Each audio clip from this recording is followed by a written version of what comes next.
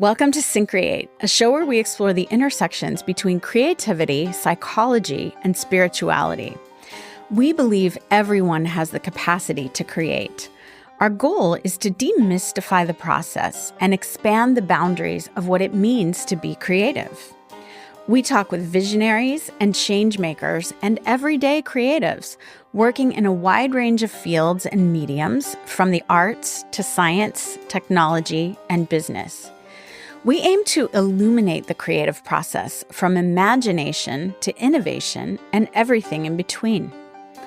I'm Melinda Rothouse, and I help individuals and organizations bring their dreams and visions to life. At Syncreate, we're here to support your creative endeavors. So if you have an idea for a project or a new venture and you're not quite sure how to get it off the ground, reach out to us at syncreate.org. Our book, also called Syncreate, walks you through the stages of the creative process so you can take action on your creative goals.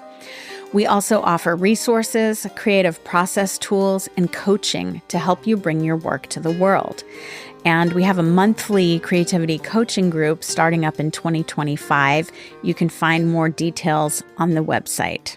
So I am very delighted today to have on the show Chris Stack, who is actually my high school classmate, and he's also starring in Stereophonic, the play that's blowing up Broadway at the moment. He plays the role of Simon, the drummer. Over the years, he's also done a number of film and TV shows, including notably School of Rock back in the day. And he's a longtime member of the Actors Studio. Hey, everyone. I am so excited and kind of joyful to have Chris Stack on the show today, who, in addition to being a now big Broadway star, is my high school classmate from Park Tudor in Indianapolis. So, go Panthers. Yes, go Panthers. So I really appreciate you taking the time. I know you have a crazy busy schedule at this point. And, we did theater and music together in high school for years.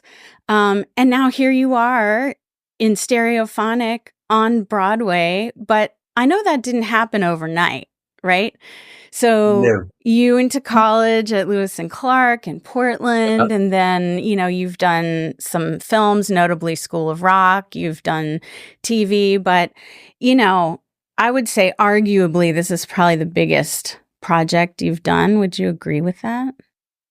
I think it's, on multiple scales, it's the biggest project. I think, like you mentioned, School of Rock, I feel like that may, in terms of a certain kind of lexicon, that might be the most accessible for people.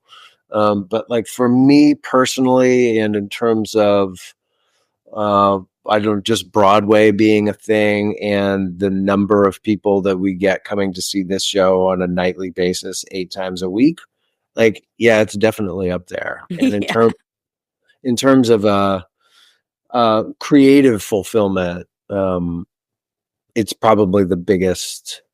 It's probably my grandest achievement, and I don't mean on like a statistical level, like we were talking about, but just in terms of my creative life from kind of heretofore being realized in a really satisfying way.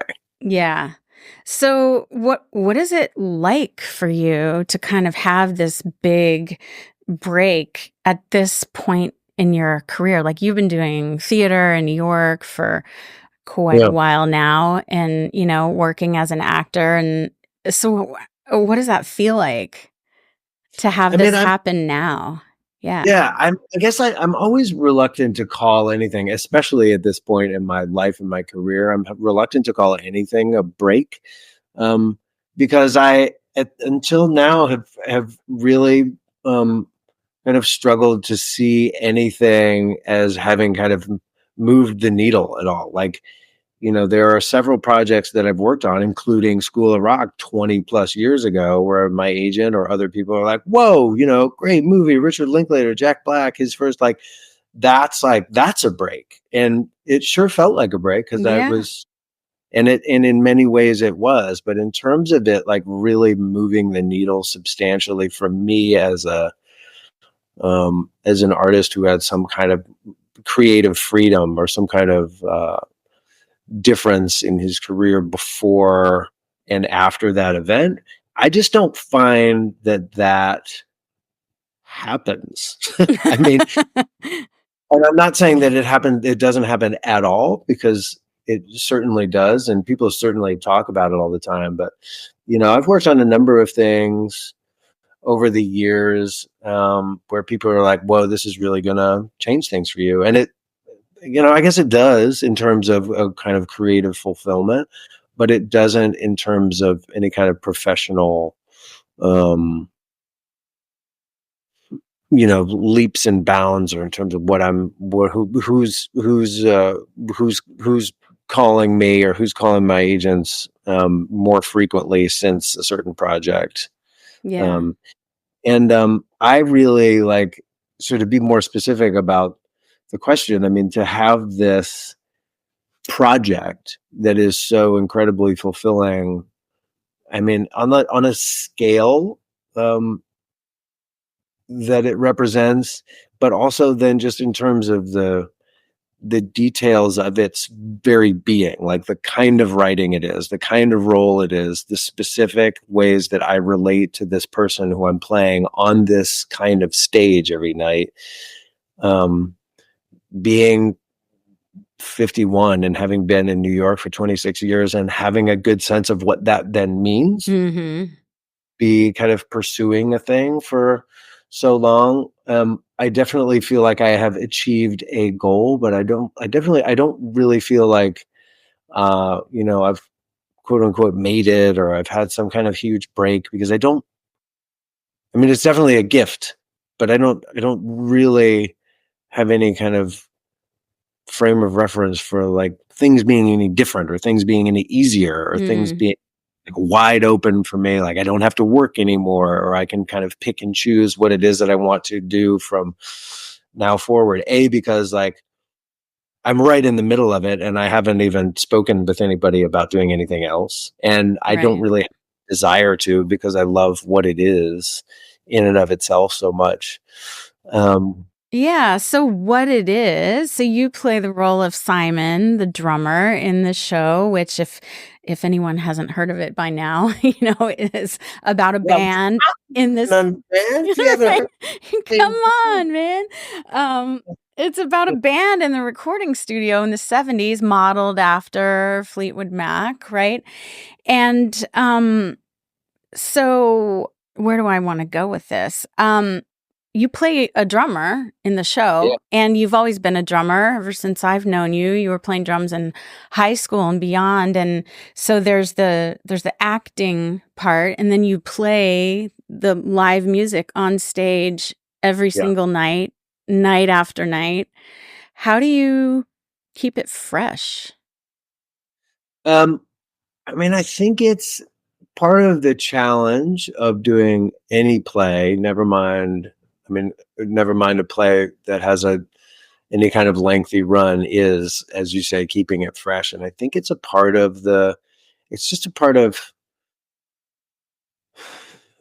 I mean, it's the part of the technique is just being open to new experiences in the everyday. It's an applicable life strategy as well. Like you go from home to the studio, as you've done many times before, but I would venture to say that this trip involved many details, from whether it was, whatever you were listening to on the radio, to what the weather was like, to who you saw, to who you didn't see, to the red light that you stopped at versus the green light you stopped at, and being open to these kind of experiences. You do the quote unquote same thing.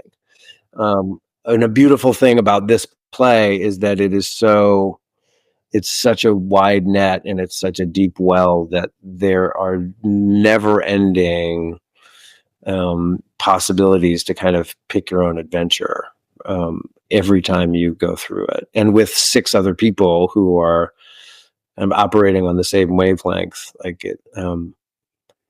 it it just kind of continues to bear that kind of fruit. And some parts, and I don't want to say some parts become stale, but you do, after having done the same thing, like the first time you drove to the studio, you were very attentive to the detail, the directions. Like, I need to take right here. I don't need to pay attention to those kind of details anymore. Like, your mind wanders now. Like, you start thinking about, like, what the heck am I going to talk to Chris about for 45 minutes? This dude, and like, so you start, I know, just like pulling teeth. I can't wait. I can't be over. So your mind starts to wander, and then you're like, oh, I need to, yes, I need to take a left here, or whoa, the light has changed, or whatever. And so those things can be true. The 240th time you're doing this play, your mind starts to wander, and then you're snapped back into reality, your immediate reality, in different ways, in different places, every single time you do it. Yeah, I think that's a great point, though, about that, that openness, because we know from the study of creativity that the personality trait of openness to experience is the most highly correlated to creativity. So, that makes perfect sense to me that, yes, you're doing the same thing pretty much night after night, but every moment is new, right? Every day is a new day. So therefore, yeah. So I'm curious, like in the casting of the show, I assume, cast members were chosen both based on their acting abilities and their musical abilities. What was that like? What was the initial like audition process like for you? Well, so first I auditioned for a workshop in 2019, and I've played drums for a long time, but I just kind of did so recreationally. So I never really, I have an electric kit that I play for fun, and I certainly have a kind of a bass. I had a kind of bass level skill, and I played in a band in high school, and I played in a band in college. And when I was playing more, I was better. When I play less, surprise, surprise, I am less better. And so when this workshop rolled around in 2019, I read the play and was just like, it just rung all of my bells from the, all the different facets of the character in the play. But then I felt a little rusty playing the drums. And so I practiced a ton, booked studio time, and played on the electric kit that I have, but electric and acoustic drums just feel differently. And then I booked it, but I couldn't do it because I had a conflict with another job. There was one day and I was heartbroken. But then I resolved to just not be caught flat-footed like that again. Yeah.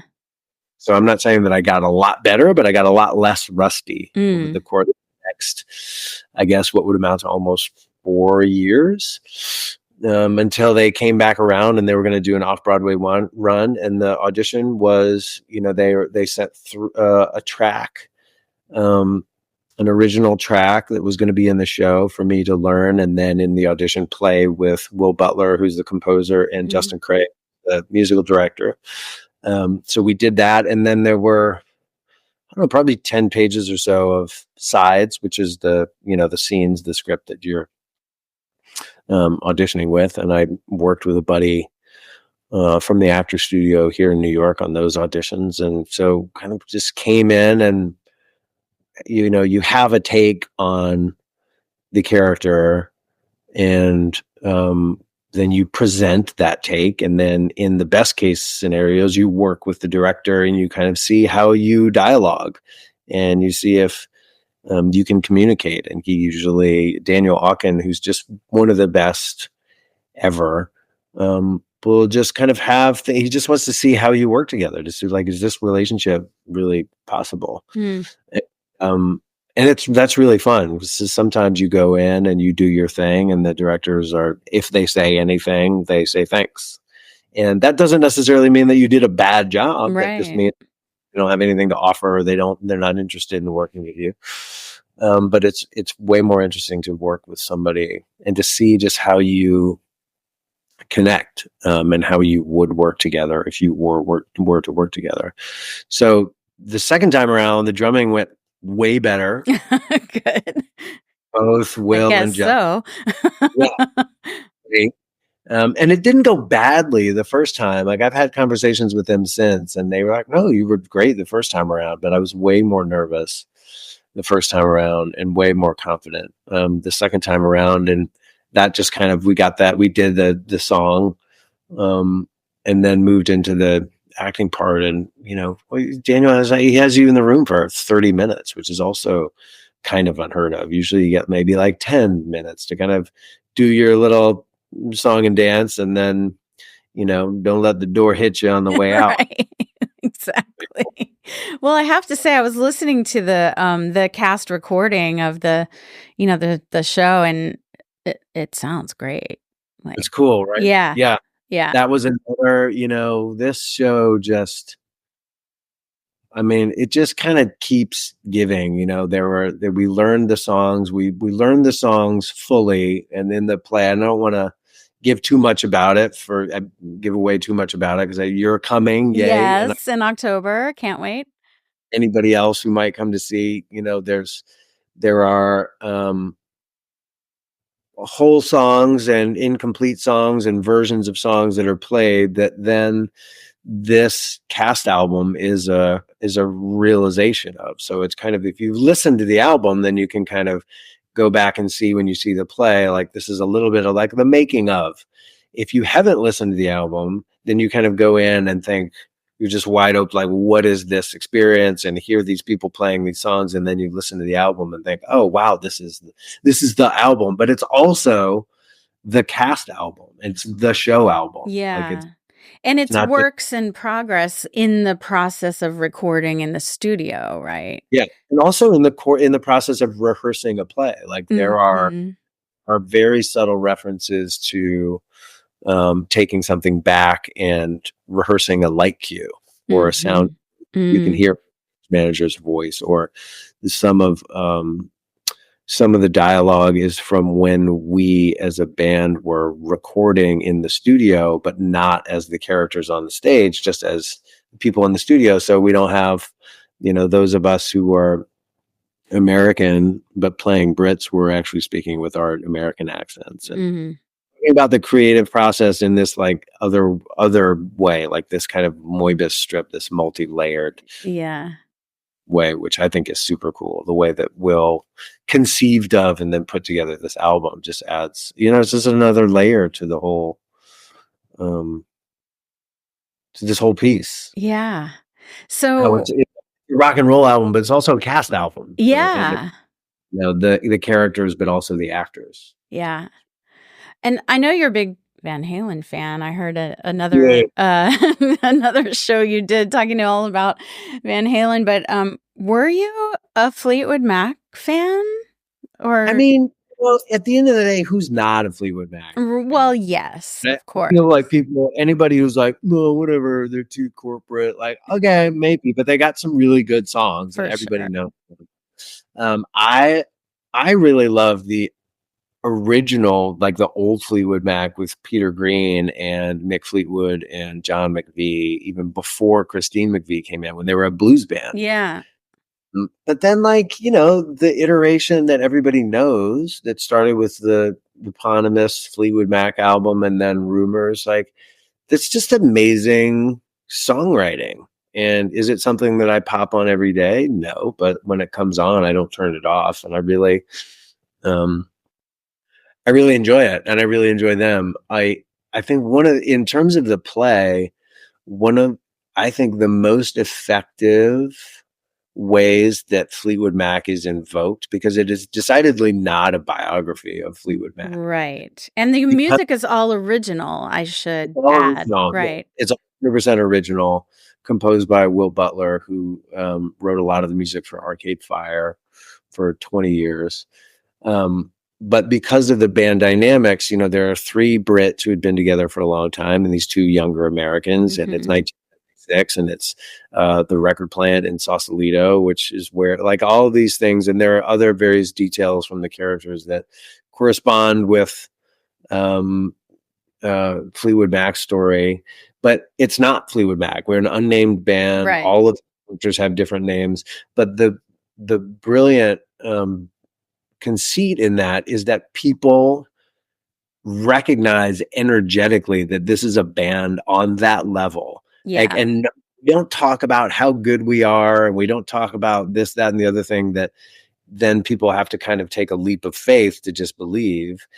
They automatically are like, oh, this is one of the greatest bands of, you know, the 70s, at least on a certain level, you know, like, you know, I think that Van Halen was one of the greatest bands of the 70s, or the Grateful Dead, or like the Clash, you know, all these people who did all sorts of things, or the punk movement, like whatever. But it invokes a certain kind of recognition when you see this play and see these people, that immediately makes you understand that you're dealing with things on a certain level. Like, there's no kind of, I mean, there's suspension of disbelief always when you're watching a play, but the thing that you kind of even unconsciously understand is that the stakes are high, and this is a big time rock and roll band. Yeah.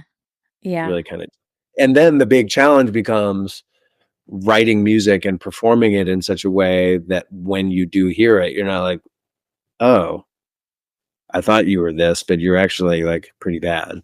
Right. That was a fear. It was a legit fear. Well, have you improved as a musician just from being in the show? Yeah, I would imagine. And I'll tell you, and I'll explain for people who won't know who these people are, but Steve Kane and Lowell Goss, who were classmates of ours, and who were the guitar player and the bass player in the band that I was in high school, they both came to see the play individually, and it was really fun and somewhat nerve-wracking to play while they were watching. You know, we played together over 35 years ago. Yeah. And we were both like, wow, they both make music kind of independently, and they were in a band together for a long time. But like, to play in front of people who have known you just for so long, and to have like moved on from where you were, but sometimes somehow kind of feel like you're in many ways stuck in that time because of things that happened in the, you know, the mid 80s. I mean, it was really moving to me, you know. And that, like, and Steve comes with his family, and Lowell comes with his family, and like all of a sudden I'm in the 80s and I'm in 2024. Right. I'm a better drummer, but I'm also not as good as Toby Brody, and I'm, you know, all of these things, they all happen all at once. But yeah, as a drummer, I always lacked the discipline to go and practice the rudiments and the basics on my own. So I feel like I got to a certain level of proficiency, where then this play, since last August 2023, I've played 6 days a week, you know, and in the beginning, especially 4 hours a day. And now I go in early and I warm up and I play with other people, and we have jam sessions, and like, yeah, I'm as good as I've been in a long time. And not just my chops, which are, you know, maybe I'm not the next Buddy Rich, but like in terms of my ear and the way I listen to other musicians and the way I can hear things and respond to them, like that's definitely keener, sharper, more keen than it was a year ago. And that's really fun. It's really gratifying. And to be able to do that as a musician, was simultaneously as an actor, and have them kind of be one and the same, is just, it's such a joy. It seems pretty awesome, I will say. Do you have any, not that you have any time for it right now, but do you have any other like musical projects on the side? No. Nope. We have, you know, we go, there's the understudies are musicians, and the Will is clearly a musician, and Justin, our musical director, is a wonderful musician. And when we can, we kind of set up days to go in early, and whoever's there, we just kind of show up and jam. And in my fantasy world, there are a couple of, you know, scenarios in which like people stick together and we come up with some original stuff and we just play it. And I don't necessarily need to record it, but it would be fun to, you know, do more than jam at some point, like whether it's play out or record it, or, So I don't have anything else currently, but I have fantasies of other things. Yeah, who knows, right? I mean, my mantra is I can do everything, just not all at once. So you never Well, know, right? absolutely. Wise Um, woman. Yeah. so you mentioned the cast, and I know we mentioned, when we were chatting before this, like there's a bit of an age difference in the cast. Which is relevant to the show itself, and also that the cast is going to be changing. Yeah, so tell us, what's that like to be now starting to work with some new cast members after you've been doing this as a group for over a year now? Yeah, it's trippy. It's bittersweet because the seven of us have become really close.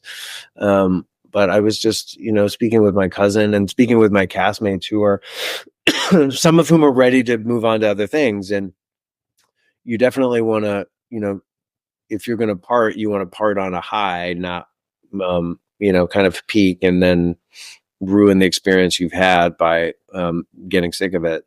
So some people are just ready to do something else. What that else is, I don't know, and they don't necessarily know. But Sarah Pigeon, who's in the play playing Diana, she's booked another job that begins in October, I think. So she's going to go off and do that, and then Tom Pasinka and Juliana Canfield are just ready to be open to other possibilities. And so they're being replaced by Tom's understudy, Ben Anderson, is going to play Peter. And then this wonderful young woman named Amy Forsyth is going to be playing Diana, Sarah Pigeon's part. And then Rebecca Naomi Jones, who is a friend of a friend, just coincidentally is going to be playing Juliana Canfield's part, or is going to be playing Holly, who is Ben Juliana's Canfield's part. And they're very different. They're very different people. They're very different artists.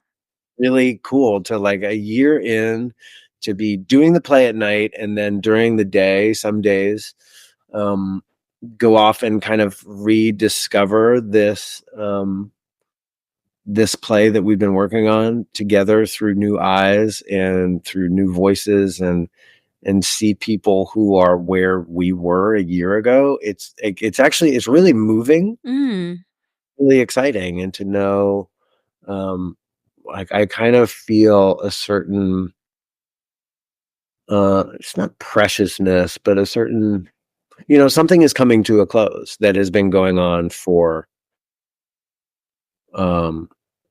over a year now, and something else is beginning. And it's very, it's like, it's sad and exciting at the same time. And also, it's fall, which to me, and I think to many people, also is a time of change and a time of beginning and renewal, because of, we all went to school, or things just start happening in the fall. Yeah. My son began kindergarten. And my dad happened to be in town. So, like, these three generations, like somebody's 80s in his 80s, and I'm in my 50s, and he's 5, and he's going to school, and these people are leaving this thing, and these people are coming into this thing. It's a lot. It's a lot. The weather's stuff, but it's really, like, it's always a kind of mournful but exciting time of change, as a lot of change is, Yeah. The autumn to me is always like the kind of this wistful, nostalgic time of year too. But so you mentioned your son, right? So you're performing 6 days a week, and you have 2 young children. Yeah. What's and that an like? amazing partner who bears a lot of the load of my absence. So she's, I wouldn't be able to do this without her. Yeah. And I also, wouldn't be able to do this if I didn't have an amazing partner and kids, because if I was just a single dude, I wouldn't have the kind of depth of understanding of this character that I do, who is a father a long way away from his family. Yeah. So, Yeah. And I would imagine, you, in your mind, you think about, someone's doing this show on Broadway and it's a rock and roll show, and like what happens after the show and partying and all this kind of stuff. But like you're coming home to your family. Yeah, I'm coming home as quickly as I can. I'm getting in bed as quickly as I can. And I'm sleeping as hard as I can for as long as I can. Then waking up and letting Erin hopefully rest a little bit longer because she does the night shift, and then getting for the last 3 days, then like getting into the school. He just started around the corner, which is amazing. And then we have a sitter comes at like mid-morning, like 9:30, 10. And the idea that you're older and you have kids when you consider 9:30 mid-morning. Right. There was a time when noon was mid-morning. Right, exactly. But I mean, you also have to take really good care of yourself, right? Yes. And some of that's a skill that I've like learned within the last 5 to 7 years. Yeah. Yeah.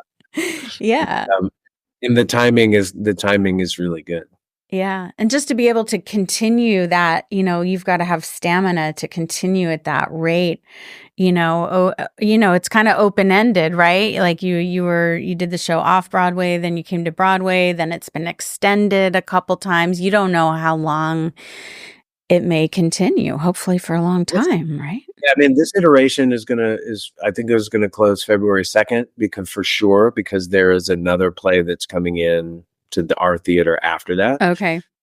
But then we're in negotiations to take it to London next spring and summer. Amazing. So, start up again. Yeah. In April, we'll either rehearse here and then go over there, or we'll go over and rehearse and run the thing there for 5 months at least. So like, awesome. Gift that keeps on giving, just with different angles and in different ways. Yeah. Yeah. So kind of circling back to, what we were talking about initially, just all the work you've done over the years, and then kind of getting to this point, I would imagine that required a lot of perseverance, right? Like not giving up. I'm sure there's moments of self-doubt, moments of rejection when you don't get a role. Like, how did you navigate all of that?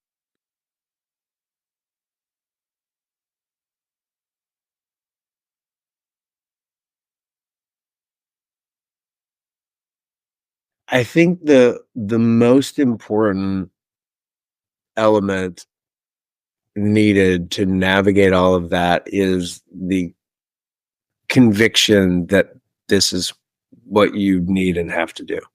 Yeah. That there's not another option. If I thought, I've always wanted to join the Coast Guard, I probably would have done it. Right. A while. Yeah. A while. And I just knew that doing something else wasn't an option. And that unfortunately also it ups the stakes, because if there's nothing else that you can do and you're not doing it, then you just really feel in some kind of purgatory at best. Yeah. Some kind of hell. At times where like there's nothing else I can do, and I'm not doing it. Lots of moments of self-doubt, lots of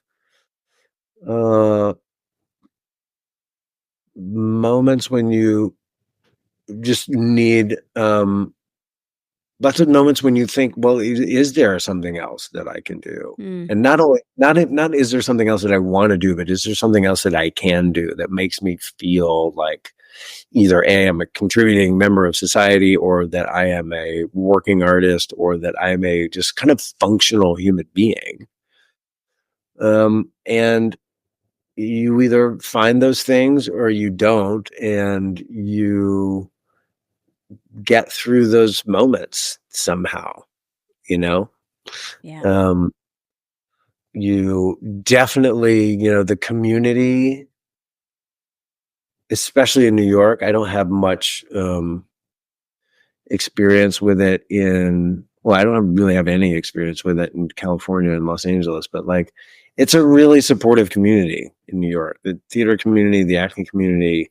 And I just mostly mean actors. Like, sure, there's a competition because we all want to succeed. We all want to work, but everybody gets it, you know? And I've never been to an audition that was like nasty in the waiting room. Like, people are always very courteous. People are always very supportive. Like, if you're in a rush, like, people will let you go first, or, you know, and like share sides, or, you know, just offer an ear, or, you know, a shoulder, or whatever. And that certainly helps to know that you're not the only one going through it. Yeah, for sure. You know, and then just like getting back at it, because that's what you need to do. I've been a member of the Actor Studio for 20 years, and I auditioned in 2005, 2004, and then became a member, and it's been an invaluable resource in terms of a very specific community of people who are working. It's art for art's sake. You bring in things that you want to work on, you work on them with people, and you get feedback from peers and mentors, and then you kind of go back to work, and then you come back in. And if you get a job, then you go and do that job, and then you come back when that job is over, and you just keep working on your craft and keep kind of,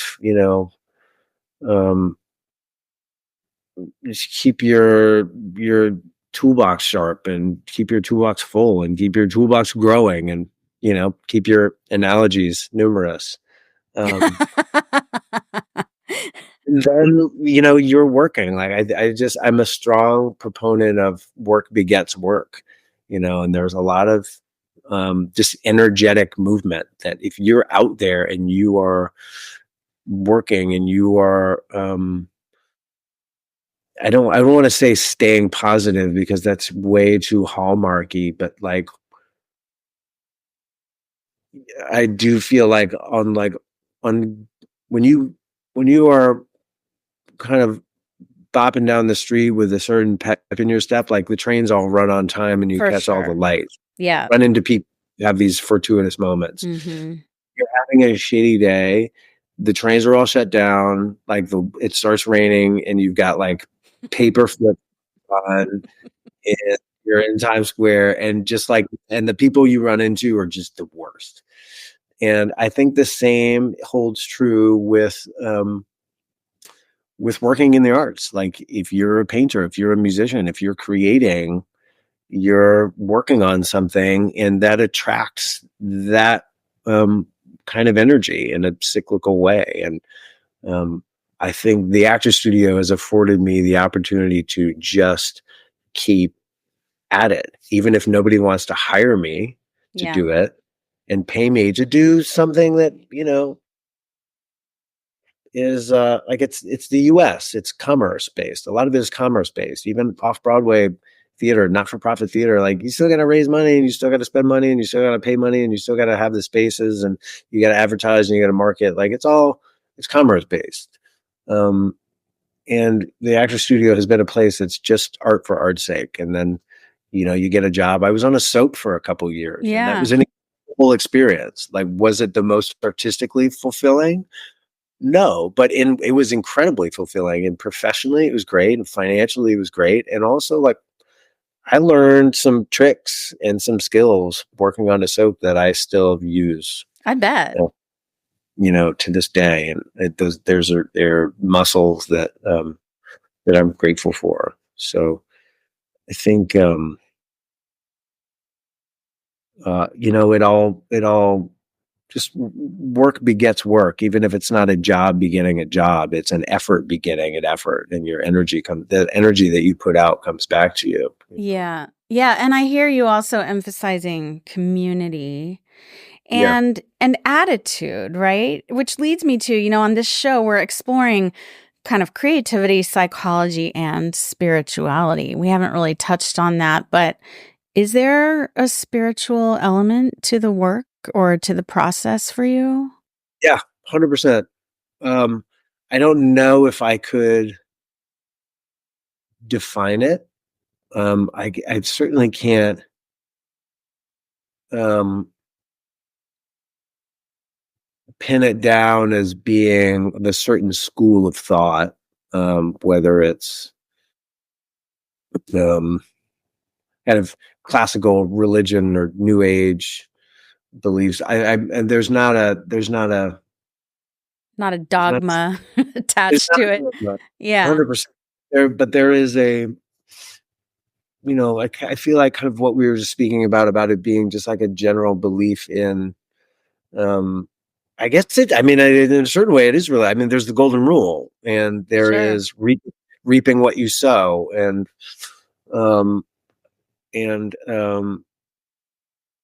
love thy neighbor, like all of these tenets, these broad general tenets of many of the world's religions are general tenets of many of the world's just kind of spiritual practices, and openness and flow, and touchstones. I have a lot of little things that I keep around that I like to keep around that remind me of people. I have a photograph that I can see behind my computer, for example, of me and Boomer Wallace and Warren Jackson and Bruce Morton and Brett Clark and Scott Fisher and Tom Page, Jeff White, like all these people, like this, the Indianapolis Motor Speedway, and my son, and Eddie Van Halen air guitaring on a broom. these things are touchstones. Like these things mean, they keep me rooted in a place that then also allows me to and encourages me to kind of reach deeper into the unknown and keep looking for questions, never mind answers. I'm never, answers have a certain amount of interest for me, but I think questions are really, as long as you're asking questions and you're always looking, you're always thinking, you're always searching, you're always staying active. So I think that a lot of these things encourage me to keep moving, keep searching. Yeah. And I think that creative impulse is one that is always questioning, like writing songs and painting, like just creating is a process of asking yourself questions and looking for greater answer, or not even greater answers, greater questions. Yeah, I love that. And that's kind of a beautiful segue, because we're sort of getting toward the end of our time. And I like to end each episode with what I call a creativity pro tip, which is something that people can kind of take with them and try out on their own. And I don't know, I think this, as a creative, always asking the questions is a great one.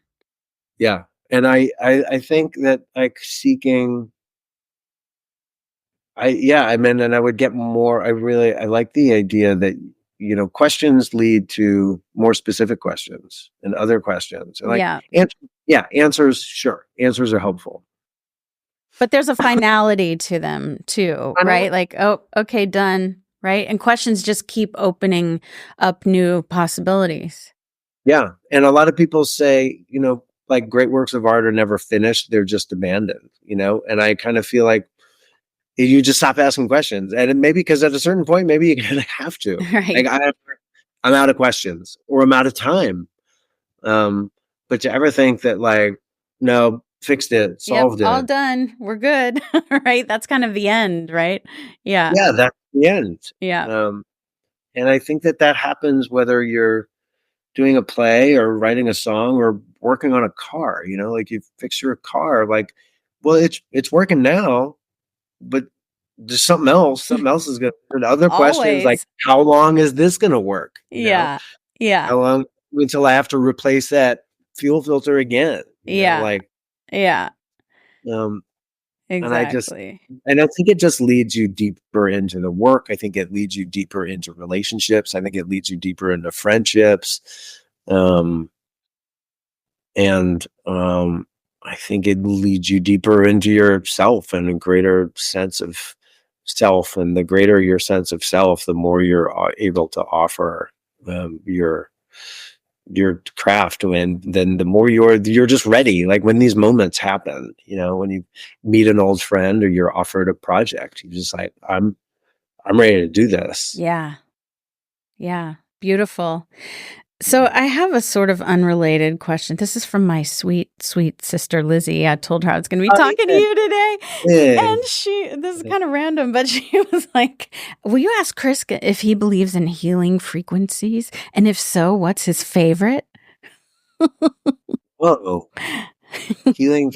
I don't think I know enough to be able to identify what a healing frequency is. I had to look it up, but like you can go to YouTube and there's these like, things you can play that have just different sound frequencies, and supposedly, they're good for different benefits, mental, physical. Yeah. It's like sound healing. Yeah. Kind of thing. Yeah. Yeah. Okay. So when I just never knew that that's what it was called. When I get acupuncture, my acupuncturist, she puts these headphones on with there you go sound frequencies. We just always call them songs. Yeah. Right. They're not melodic. They're not, it's not Fleetwood Mac, it's not Van Halen, but it's like the chimes and bells and tuning forks and things that like definitely create different vibrations and sensations that they're not necessarily definable, and they're surely not palpable or tangible, but they are like, again, if you stay open to them, like they kind of take you places. And I'm definitely in a place at the end of a session that I was not in. Yes. That has to do with the needles going into your bodies, etc. But like the sound, when Mel always asked me, she was like, do you want the songs? I was like, yeah, absolutely. I want the songs. Yeah. I love acupuncture too. I go a lot, and the music is a big part of it for sure. There's something, in Indy's my son's old nursery school classroom, they had a little bell that you would ring that would signal a transition, or they would signal like, okay, everybody sit on your mats, or it's rest time, or it's time to move from this to that. And it's like, it's definitely effective, like way more effective than a clangy bell out in the hall like we had. Exactly. Because it's time to start this other thing. Or that thing in the airport when the luggage is coming and it goes, I hate that. But I was in Iceland and they had one that just had this really nice tone. It was like, doo. I was like, that's great, right? It makes a difference. Hey, take your hand off this conveyor belt because you could get hurt if you don't. Exactly. You might want to think about standing up now and looking for your bag. Exactly. Yeah, the American ones are way more. Oh, they're so like, grating. If you lose a finger in this, you can't sue me. Right. Get up off of it. Not healing. Yeah. Not nice. So, I know we're kind of at time, and I know you got to go, but another thing is you're not really on social media. I'm not. Not only am I not really, I'm not. You're not. Period. Is there a particular reason for? I get it, but it's too much. So, what's the best way for people to find you if they want to find you? No, how did you? We found each other through friends. Well, I've known you a long time, but you're all over the internet pretty much. Right. Stereophonic.com for the show. Yeah, but there's no way to communicate via that. That's a great way to find information about the show and each of the projects. I think like me professionally, I have an IMDb page. Well, you're out there in the world, so people can find out more about what you're up to. Yeah. Totally. Find and connect with us on YouTube and social media under Syncreate. We're now on Patreon as well. If you enjoy the show, please leave us a review and subscribe. We're recording today at Record ATX Studios in Austin with Chris Stack joining us from New York City. The podcast is produced in collaboration with Mike Osborne at 14th Street Studios here in Austin. Thanks so much for being with us, and see you next time.